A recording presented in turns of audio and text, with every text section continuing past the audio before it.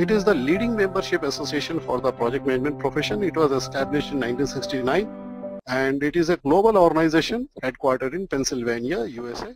And worldwide it has got around 550,000 plus members worldwide in over 20 countries. So basically you would also be a member when you take the exam, because you have to first take the membership, and you will, during the course of your profession, you will continue to be active member to keep abreast of the latest project management practices. So PMI is actively engaged in advocacy for the profession, and it is an organization which is setting professional standards, conducting research, and providing access to a wealth of information and resources. So which is happening through the online forum of the practicing project managers. It also promotes career and professional development and offers certification, networking, and community involvement opportunities for the members. So it advocates best practices in project portfolio and program management. So just like you have associations of chartered accountants or doctors to propagate the best practices in their professions. So there are certain PMP and PMI terminologies. So PMP is Project Management Professional and PMI is the Project Management Institute. So PMI, as you can understand, it's an organization, and the PMP is a certification. PMI conducts PMP examination. PMP certification is valid for 3 years. So PDO is Professional Development Unit and PMBOK is the Project Management Body of Knowledge. So PMBOK is a practical handbook for the project managers. The current version which is being used for this training is version 5 and which was released in January 2013. Okay, and you can visit the site pmi.org for more information. So to understand that what is the total understanding of the PMI as an organization. So this is a little bit of history, that how it all started since 1969, as you can see. So a lot of things happened, and the first PMBOK was basically released on in 1987, and since then there has been an upgradation every 3 years, 4 years almost. Okay, and the current version, that is the 5th edition, so that is the 2013. It was released in January and it has got around 5 additional processes. So the processes, so they are basically part of the total project management. So the total project management is divided into process group. So we will go through that in a short while. So this is the certification list of the certifications which are currently available from PMI. Okay, so we are focusing on the project management professional. So that is the PMP, and you can later on go in for program management or risk management or scheduling professional certifications as well later. So these are the steps to the certification. First of all, you have to attend the PMP workshop which you are doing right now. Then after this training is over, you have to become a PMI member. So the registration, online registration is free of cost, but when you become a member, you have to pay for the membership, which is approximately around $139. So that includes the $10 for the local chapter membership as well. Okay, then you have to submit your exam application. So the application process would be explained at the end of the training, and you then, after getting the OK or the approval from the PMI, you have to go, you have to go to the Prometric website and book a time slot for yourself for the PMP certification examination, and then you have to pass the exam.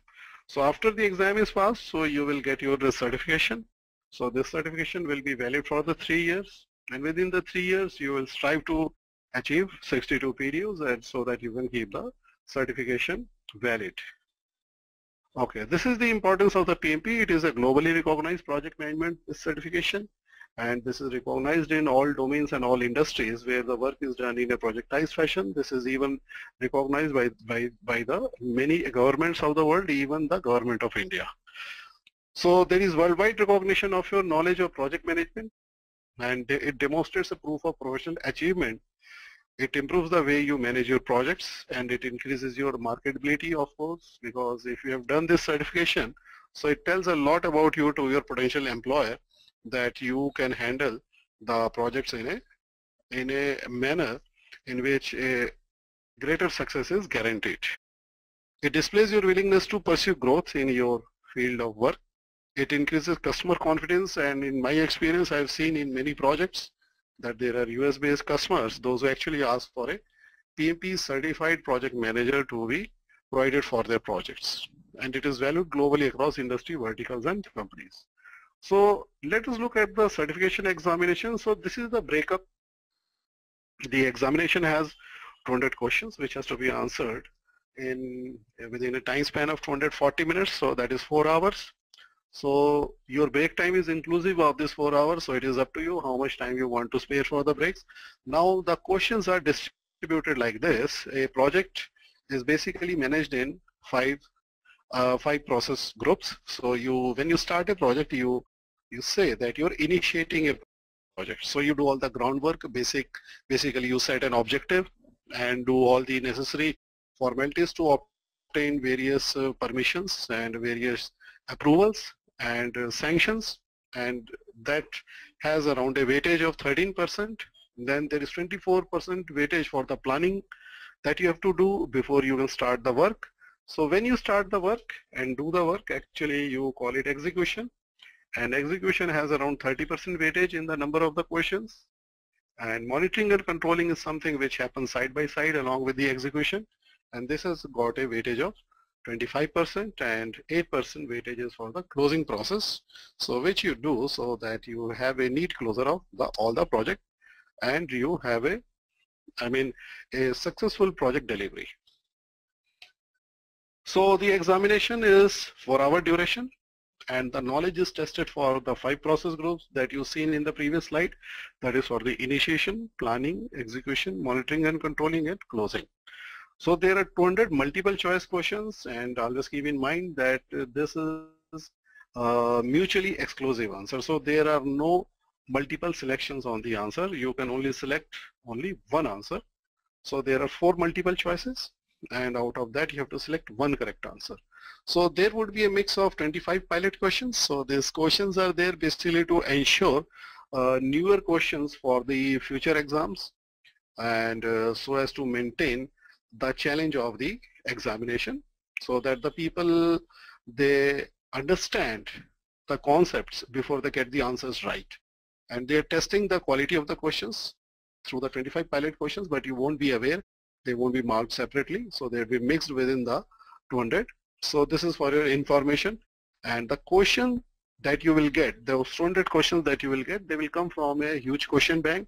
So they will be randomly generated for you, and you will have to answer them within the 240 minutes.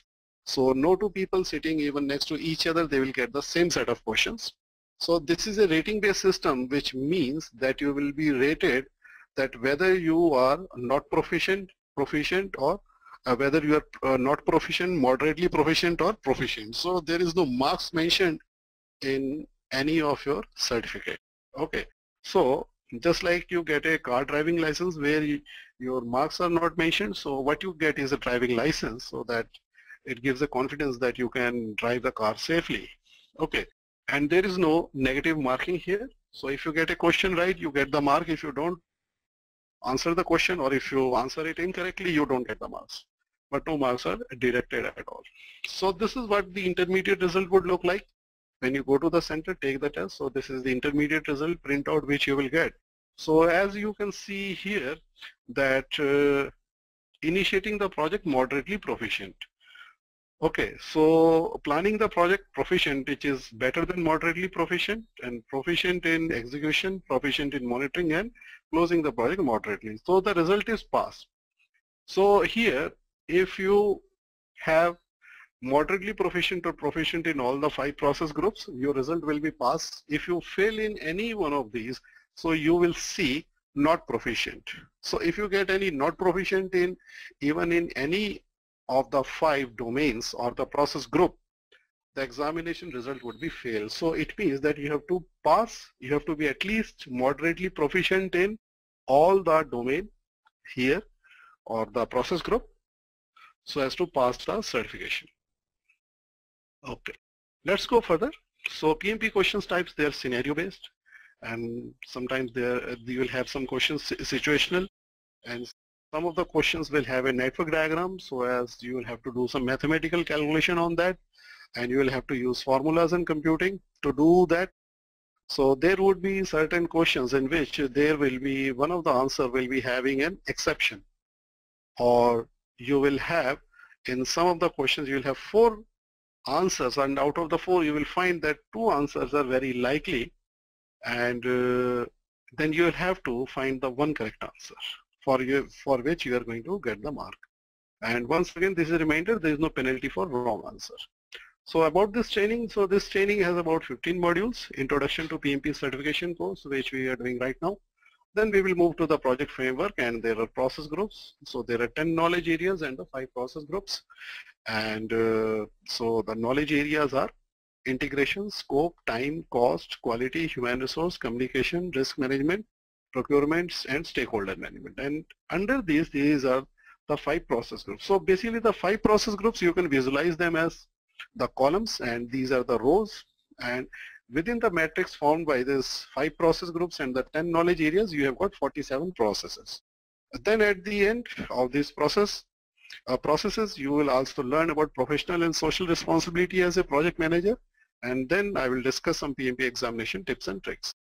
So this training will have 35 contact hours. So this enables you to make a claim for PMI's 35-hour training requirement to ensure the quality and understanding of the PMI's processes, and you will need a project experience of around 4,500 hours combined with a graduation certificate, okay? Or if you have something which is lesser than a graduation, so that would be a high school or a diploma, then you would need around 7,500 hours of project work to qualify for the certification exam. So application exam with payment can be submitted online. So after your application is accepted, PMI will send electronic notification giving you a go ahead, and you can book your slot at the Prometric, and you will have to take the exam within 1 year of the go ahead. So this is something that I will explain to you after the training. And okay, now let us understand what is PMBOK. So basically it expands to project management body of knowledge. So this body of knowledge is something which has been acquired and researched over by many working project managers, those who have worked before us. So it's not a book, it's a BOK, B-O-K. So that is the body of knowledge. So it has got the knowledge which has been acquired by studying hundreds of thousands of projects for their successes, for their failures, for their common attributes, so that the future project managers, they have a more sure way and processes to base upon for the future project planning and the project management. So it is the sum of knowledge within the profession of the project management. It includes widely applied practices and the innovations which have been made till date, and it is constantly evolving. So right now, as we are going through this training, so there are people at PMI, those who are researching the facts on the current projects, statistics, information. They are looking at the failures. They are trying to make sure that they understand the nature of the projects better than ever better than before, and they come up with something that will work much better and better for the future project managers. So it is constantly evolving in that sense. The knowledge and practices that are applicable to most projects. So most of the projects, whether in any industry, they have certain similar attributes which we'll know in a while. So PMBOK is used as a reference for professional development programs by the project management professional. So the current version is PMBOK 5, and this is how it looks as it has evolved. So it started with 37 processes. Then in the second edition, there were 39 processes. And as you can see, if you go down, you can see that how these processes, the number of processes, they are broken across the knowledge areas and the process groups. So they all add up to 39. So basically, if you look at this, say the version, the evolution from third to fourth, so you will see that certain processes were removed, so it is now 42. So in the fifth edition, so there are around 47 processes, right? So it is now having one more knowledge area, that is the stakeholder management, as you can see, which has got around 4 processes. Okay, now before we go to the project management, we have to understand the nature of the project. So whenever we start a project, so before we start the project, so basically we have to set goals, we have to plan, we have to manage, we have to monitor, we have to deliver, and we have to properly close all the project work that we initiated or we started or whatever we executed. So basically if we don't plan, so as you can see in this graphic, it says when you don't know where you are going, any road will get you there, so that is disaster. I mean, that is, you'll end up in a very wrong place at the wrong time. So the idea is that you should know that where you are trying to go. So you should plan it well so that you can reach the right place and you can achieve whatever is the objective of the project. So there is a simple question from my side, that are you managing the project or is the project managing you? So what kind of a manager you are? Are you in control of the project, or it is the project which is determining when you leave office or when you come to the office?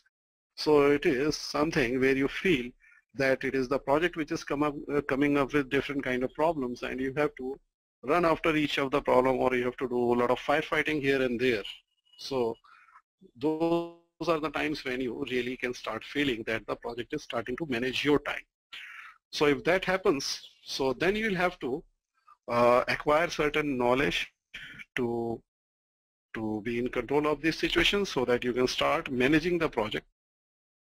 So we have to understand that what is a project. So basically we have to understand the fact that the projects are undertaken to achieve an objective. We always have an objective in mind before we start a project. For example, if you look at the project like the Pulse Polio, so it has an objective. The objective is to eradicate the polio virus from the population of the entire country.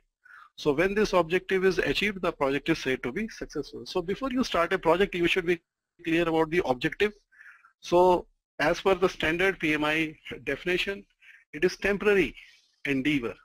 So temporary, why is it temporary? So because a project would naturally terminate when its objective is achieved. So it's not something which will go on and on. So a project can have a very long duration. Just like in Delhi, we have a Delhi Metro projects which is going on. So when all the tracks in the Delhi and adjoining National Capital Region are achieved, the project will come to an end. A project can be long, so it means that it might take around 20 years to achieve that, but it is temporary because it has to achieve the objective. Okay, then what it creates is a unique product, service, or result. So if you can give me some example, that would be great. So if you have any understanding of the project happening around you, so basically if you look around yourself, you might see some flyover under construction, maybe some bridge, some shopping mall, some building or residential complex or commercial complex coming up in the neighborhood. So you know, all those are the projects. So maybe if you look at the various companies, like the mobile companies these days, they are coming up with new mobile models. So basically what's happening behind the scenes is project management. So they have an objective to achieve, to come up with the latest product or the service. So they are planning it like a project and they are delivering as per the objective. So the objective is basically to achieve a better product priced lower so that to have a greater market share. So the projects are undertaken for the purposes of solving a problem. Metro rail solves a problem. If you have a flyover constructed, so that solves a problem. Then the projects are undertaken for the purposes of business. Like if you construct a shopping mall, so basically the objective is to have a business service or a product created, or if you have a, say, new mobile phone or a new software come up, so that's a project which is undertaken for purposes of achieving some business goal. So just like a movie, a new movie which comes up, it's also the result of a project. So that achieves a business goal. The projects are undertaken for the social cause also. So just like your Pulse Polio program or educational programs which are run by the governments targeting a specific population group, so they would be also a project. So what are the attributes of a project? First of all, as we have understood, projects they are temporary in nature. Projects can have long durations, but those are temporary. Why? Because the projects have to achieve an objective. The objective can take time, but once it is achieved, the project is finished. The projects, they have a definite start and finish dates. So because we need to plan for all the work, so definitely if they are temporary, if they are going to end, so we have a definite start and finish dates. Okay, then the projects create a product or a service or a solution which is unique, and projects also have something called progressive elaboration. So it means that in the bigger projects where all the details are not possible, so projects, we understand they are temporary, operations are ongoing and repetitive. So examples of operations are like, if you are going to a movie hall, you will find someone on the ticket window who is doing the job year after year. So you will see him for a very long time there. So he is basically selling the movie tickets throughout the day, whenever the duration for which the movie theater is open, and he is doing that day after day, week after week, and month after month. So the movies are changing. So movies are basically the product of the projects, and the operations, they are selling the movie tickets. Okay, and product of operations is replication or repetition. For example, that if you have designed a new car, so basically the car company will use a project management technique to produce the new car model, and then it will pass it over to the production team or the operations team to repeatedly mass produce the newly developed model. So the operations, they maintain current business. So as you can understand that by the selling of the movie ticket, the revenue generated is basically maintaining the business, and projects are undertaken to realize a strategic plan. A strategic plan could be a new product, right?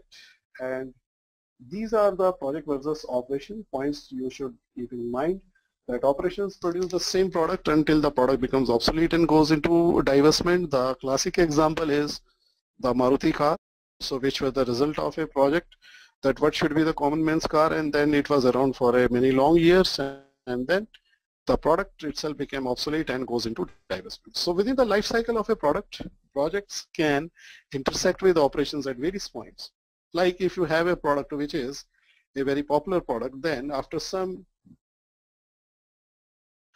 you will see there is an version of the intersection. So what happens? So it undertakes that newer version, the development of the newer version as a project, and it develops the version and passes it on back to the production team. Okay, then project could be also undertaken to expand outputs, like if you have a, say, LPG bottling plant, so it is producing the LPG bottles. So after many years, as per the increased demand from the market, you might undertake a project to expand the outputs. At each closeout phase or until divestment of the product, there can be many projects. So there can be many projects to improve the projects, I mean the products or the service, till the whole thing is outdated or out of fashion. So the operations, basically they are transferring knowledge to the project team, and the project team at the end of development of the product or the service is transferring the knowledge to the production team so that they can effectively use the product of the project. Okay, so this is how it happens. Transfer of project resources to operations towards the end of the project, or transfer of operational resources to the project at the start. So before a new version of the product can be achieved, so basically the operational team, so they will transfer certain resources like knowledge or people to the project team so that the newer version can be achieved, and at the end of the project, the knowledge and along with the improved version of the product is transferred to the So project has another characteristic, that is progressive elaboration. So when you start a project, our knowledge could be at the level 0. So this level is basically something which is the objective of the project, so which we have to achieve, and we design and we determine the hardware which is needed, we determine the software specification, then fabrication, and site operations, purchase, and then we divide the, we progressively elaborate from level 1 to the level 2. So as you can see here, the basic divide The design is expanded into design and the drawings. Hardware is expanded into design of the hardware and the drawings of the hardware. And software specification at this point doesn't need any expansion. So the fabrication part definitely it needs, it has a part A and part B. And in the level 3, as we can see, the part A is expanded into assembly U and assembly, then test W. So then as assembly V and test X. So these are the progressively elaborated details of the project as we move into the project. So basically, if you look at the nature of the project, so they have a high level knowledge in the beginning, say for the time, say for the objective, say for the constraints like the cost. So these are the very high level knowledge. So as we go into the details, as we are trying to do a detailed planning, so our knowledge about the project increases, and we can divide the project into phases to put some details into the parts of the project which have to be executed in the near term. Say if I have a project which has a total lump sum duration of say 5 years, I can divide it into 5 phases. I will plan out the details of the phase 1, that is the first year, in too much details, and then before the first year plan runs out, I will have much more detailed planning for the phase 2. So that will be coming from a greater understanding through the work done during the phase 1. So that is what is called progressive elaboration. So the distinguished characteristics of progressive elaboration are, these are broadly defined early in the project. Then they become more explicitly in detail as the project progresses. Then the project team begins to grasp them better. And if you look at project management, this is the context. So the project is basically part of a program. Program is multiple project management, so which are strategically bunched together to have an advantage which is not possible to have if you are executing the projects individually. So if you bunch them together, it gives an advantage. Then they are part of a portfolio, so which have a sort of projects which belong to the similar line of business, and then line of business is part of the strategic plan of an organization. And projects can basically, they have a sub-project. If you outsource some part of the work to your vendors or subcontractors, so that can be termed as a sub-project. So sometimes the sub-projects are also created basically to get some specialized part of the project work done by a different team also within the same organization. Now program, it is a group of interrelated projects managed in a coordinated way to obtain benefits which is not available from managing individually. So just like I say, space program. So what happens that in a space program there are multiple projects. So one of the projects could be say launching a satellite for the weather forecast. So there could be another project to launch a satellite for the ground for the communication purposes. There could be another project to launch satellite for the geophysical mapping, for the terrain mapping. So there could be another satellite launched for especially for the military purposes. Okay, all those, when they are done together, they give an advantage, because any kind of research and development which happens in these projects, so basically they benefit each other. There is a lot of advantage in sharing the knowledge and resources as well, the people, and sometimes the materials, sometimes the design and the drawing. So the program helps a lot if you have multiple projects for different purposes happening at the same time of the work to meet strategic business of them, decision making to happen quickly. So what basically for applying your knowledge of your domain and knowledge of the project management skills, tools and techniques to meet project objectives. So when we say knowledge, skills, tools and techniques, so basically see these are applying both from the domain and from the project management as well.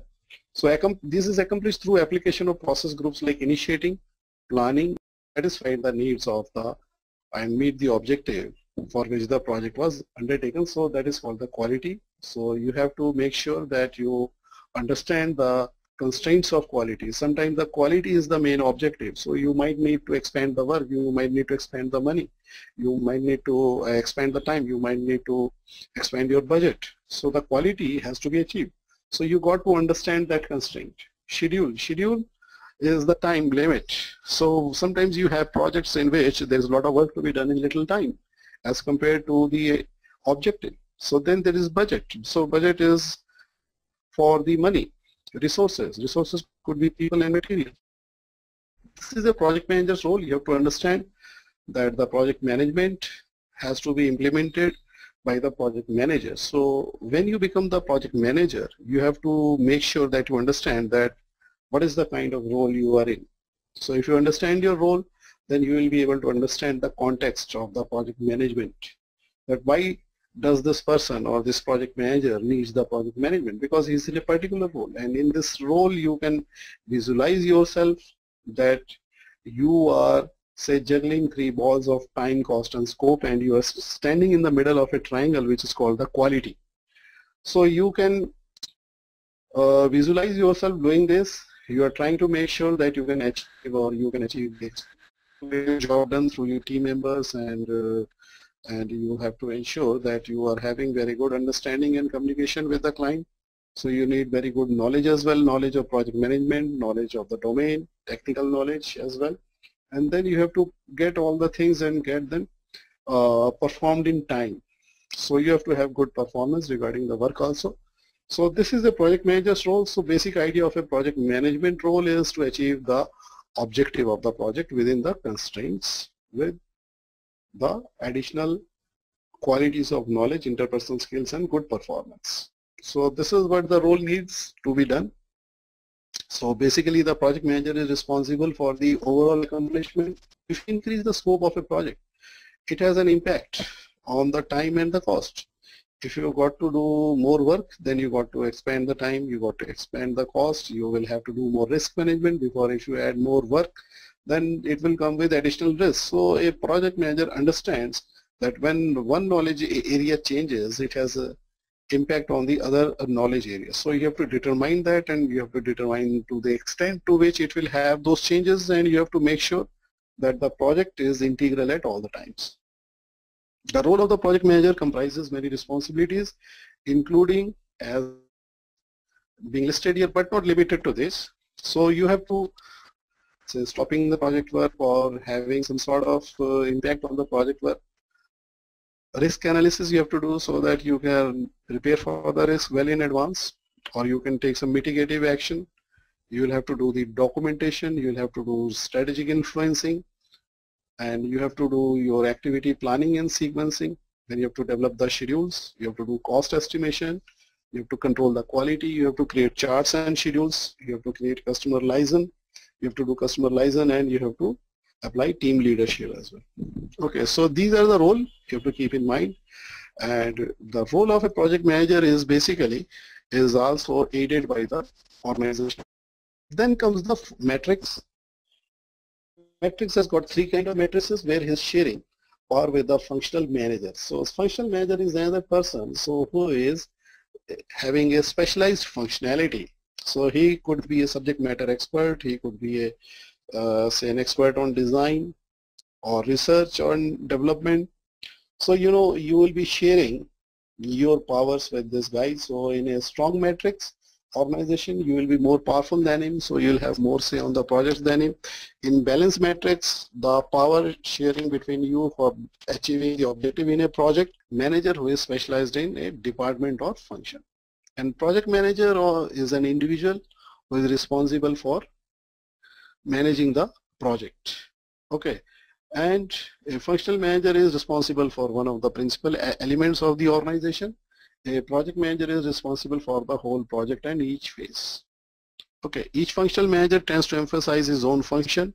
So basically he will have some specialization like design, research, development. So project manager is the person responsible for accomplishing the project objectives within the constraints of the project. So he is the person who is basically trying to achieve the objective of the project, and project manager is involved in planning, controlling and monitoring the work, total work to be done in the project, and he has to manage the project resources and he has to achieve the project objective in the given constraint.